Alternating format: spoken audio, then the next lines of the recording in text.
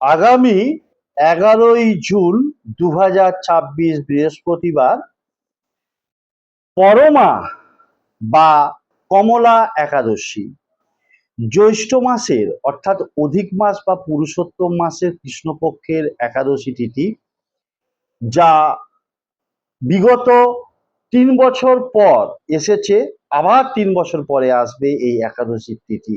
সুতরাং এই একাদশীর তিথিকে কাজে লাগিয়ে তোমরা তোমাদের যে কোনো মনস্কামনাকে পূর্ণ করতে পারবে। তার কারণ হচ্ছে একাদশী মানে হচ্ছে ভগবান বিষ্ণুর আরাধনার দিন। যারা ব্রত রাখতে পারবে ভালো, ব্রত রাখতে না পারলেও অবশ্যই এই ক্রিয়াটা করতে ভুলবে না। তাতে ভগবান বিষ্ণু এবং মা লক্ষ্মীর আশীর্বাদে যে কোনো ইচ্ছা পূর্ণ হবে। কি করবে না, ওই দিন দুটো বেস্ট টাইম দেখাচ্ছি, সকাল 6টা থেকে বেলা 11:30 পর্যন্ত এবং সন্ধে 6টা থেকে সন্ধে 7টা পর্যন্ত। কারণ 11ই জুন বৃহস্পতিবার সন্ধে 6টা 8 মিনিট পর্যন্ত যেহেতু এই একাদশীর তিথি থাকছে এবং সূর্যোদয় অনুযায়ী ওই দিনই একাদশীর তিথি, এবং 12ই জুন শুক্রবার হচ্ছে পারণ।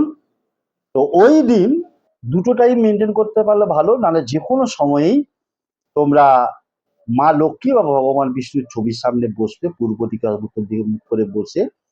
স্ক্রিনে দেখাচ্ছে দেখো কমল মুদ্রা, এই কমল মুদ্রাটা করে, কমল কমল মানে হচ্ছে পদ্ম, কমল মুদ্রাটা করে তোমার যে কোনো একটা দুটো তিনটে ইচ্ছেকে মনে মনে প্রেজেন্ট টেন্সে বলো।